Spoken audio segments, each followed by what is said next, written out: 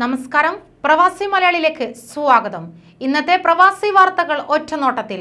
ഖത്തറിൽ ഇന്ന് 165 പേർക്ക് കൂടി കോവിഡ് സ്ഥിരീകരിച്ചതായി പൊതുജനാരോഗ്യ മന്ത്രാലയം അറിയിച്ചു. രോഗം സ്ഥിരീകരിച്ചവരിൽ 62 പേർ വിദേശത്തു നിന്നും എത്തിയവരാണ്. 103 പേർക്ക് സമ്പർക്കത്തിലൂടെയാണ് രോഗം ബാധിച്ചത്. കഴിഞ്ഞ 24 മണിക്കൂറിനിടെ 222 പേർ കോവിഡിൽ നിന്ന് രോഗമുക്തി നേടുകയും ചെയ്തു. ഇതോടെ രാജ്യത്ത് കോവിഡ് രോഗമുക്തി നേടിയവരുടെ ആകെ എണ്ണം 2,31,349 ആയിരിക്കുന്നു. സൗദി അറേബ്യയിൽ കോവിഡ് ബാധിച്ച് നിരീക്ഷണത്തിലുള്ളവരുടെ എണ്ണം 2,387 കുറഞ്ഞു. ഇതിൽ 589 പേരുടെ സ്ഥിതി മാത്രമാണ് ഗുരുതരം. ബാക്കിയുള്ളവരുടെ ആരോഗ്യനില തൃപ്തികരം. പുതിയതായി രോഗം ബാധിക്കുന്നവരുടെ എണ്ണം 119 കുറഞ്ഞെന്നും സൗദി ആരോഗ്യ മന്ത്രാലയം വാർത്താക്കുറിപ്പിൽ അറിയിച്ചു. നിലവിൽ രോഗബാധിതരായി നിരീക്ഷണത്തിലുള്ളവരിൽ 188 പേരാണ് സുഖം പ്രാപിച്ചത്. കഴിഞ്ഞ 24 മണിക്കൂറിനിടെ രാജ്യത്തെ വിവിധ ഭാഗങ്ങളിലായി 7 പേർ കൂടി മരിച്ചു. രാജ്യത്ത് ഇന്ന് 49,348 RT-PCR പരിശോധനകൾ നടന്നു. ഇതുവരെ രാജ്യത്ത് റിപ്പോർട്ട് ചെയ്യപ്പെട്ട ആകെ കോവിഡ് കേസുകളുടെ എണ്ണം 5,45,624 ആയിരിക്കുന്നു. ഒമാനിൽ കഴിഞ്ഞ 24 മണിക്കൂറിനിടെ 52 പേർക്ക് കോവിഡ് സ്ഥിരീകരിച്ചതായി ആരോഗ്യ മന്ത്രാലയം അറിയിച്ചു. 2 കോവിഡ് മരണങ്ങളാണ് രാജ്യത്ത് പുതിയതായി റിപ്പോർട്ട് ചെയ്യപ്പെട്ടത്. 94 പേർ കൂടി രോഗമുക്തി നേടി. ഇതുവരെയുള്ള കണക്കുകൾ പ്രകാരം രാജ്യത്ത് കോവിഡ് സ്ഥിരീകരിച്ചത് 3,28,067 പേർക്കാണ്. ഇവരിൽ 2,92,910 പേരും ഇതിനോടകം രോഗമുക്തരായി.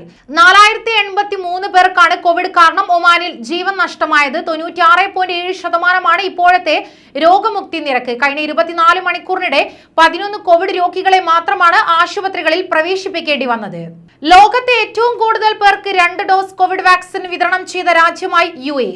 ഇവിടുത്തെ 78% പേരും കോവിഡ് വാക്സിൻ സ്വീകരിച്ചു.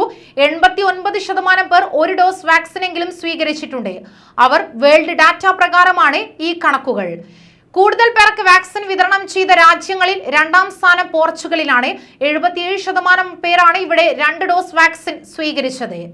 സൗദിയിൽ അഴിമതി വിരുദ്ധ നടപടികളുടെ ഭാഗമായി കഴിഞ്ഞ ഒരു മാസത്തിനിടെ 700-ലേറെ കേസുകൾ രജിസ്റ്റർ ചെയ്തതായി അഴിമതി വിരുദ്ധ അതോറിറ്റി വെളിപ്പെടുത്തി.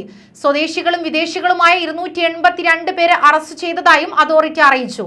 സൗദി ആന്റി കറപ്ഷൻ അതോറിറ്റി അഥവാ നെസഹയാണ് പുതിയ റിപ്പോർട്ട് പുറത്തുവിട്ടത്. അതോറിറ്റിക്ക് ലഭിച്ച പരാതികളുടെ മേലിൽ അന്വേഷണം പൂർത്തിയാക്കിയാണ് നടപടി. കഴിഞ്ഞ ഒരു മാസത്തിനിടെ 748 കേസുകൾ രജിസ്റ്റർ ചെയ്തതായി നെസഹ വെളിപ്പെടുത്തി. കേസുകളിൽ പ്രതികളായ 282 പേരെ അറസ്റ്റ് ചെയ്ത് തുടർ നടപടികൾക്കായി പ്രോസിക്യൂഷന് കൈമാറിയതായും അതോറിറ്റി അറിയിച്ചു.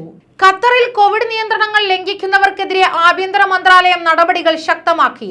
നിയമം ലംഘിച്ച് 200 പേർ കൂടി പിടിയിലായതായി അധികൃതർ അറിയിച്ചു. ഇവരിൽ 186 പേരും പൊതുസ്ഥലങ്ങളിൽ മാസ്ക് ധരിക്കാത്തതിനാലാണ് നടപടി നേരിട്ടത്.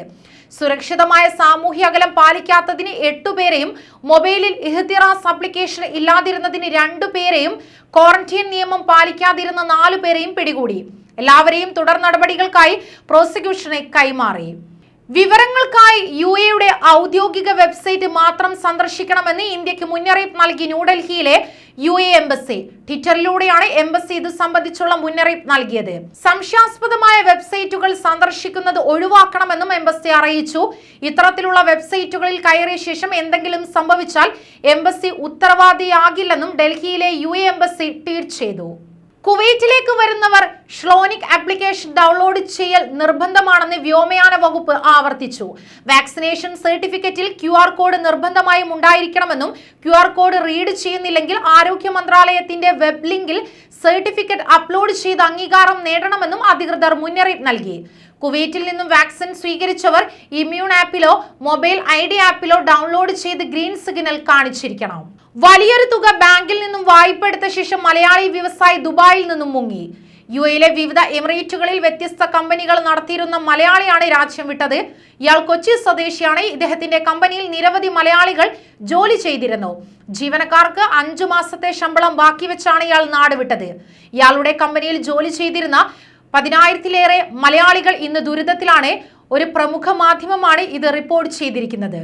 UAE അടക്കം 3 രാജ്യങ്ങളിൽ നിന്നുള്ളവർക്ക് കൂടി സൗദിയിലേക്ക് പ്രവേശിക്കാനുള്ള അനുമതി പ്രാബല്യത്തിലായി. ഇന്ന് രാവിലെ 11 മുതലാണ് റോഡ് മാർഗവും വിമാനമാർഗവും സൗദിയിലേക്ക് പ്രവേശിക്കാൻ അനുമതി നൽകിയത്. സൗദി പൗരന്മാർക്ക് ഈ രാജ്യങ്ങളിലേക്ക് ഏർപ്പെടുത്തിയിരുന്ന വിലക്കും നീക്കി. കഴിഞ്ഞ ദിവസമാണ് UAE, അർജന്റീന, ദക്ഷിണാഫ്രിക്ക രാജ്യങ്ങൾക്ക് ഏർപ്പെടുത്തിയിരുന്ന യാത്രാ വിലക്ക് സൗദി നീക്കിയത്. ഇത് സംബന്ധിച്ചുള്ള ഉത്തരവ് സൗദി സിവിൽ ഏവിയേഷൻ അതോറിറ്റി പുറത്തുവിട്ടിരുന്നു. ഈ രാജ്യങ്ങളിലെ വിദേശികൾക്കും സ്വദേശികൾക്കും സൗദിയിലേക്ക് കടക്കാം. പുറമെ സൗദി പൗരന്മാർക്ക് ഈ രാജ്യത്തേക്ക് പ്രവേശിക്കാനുള്ള വിലക്കും നീക്കി നൽകുകയും ചെയ്തു.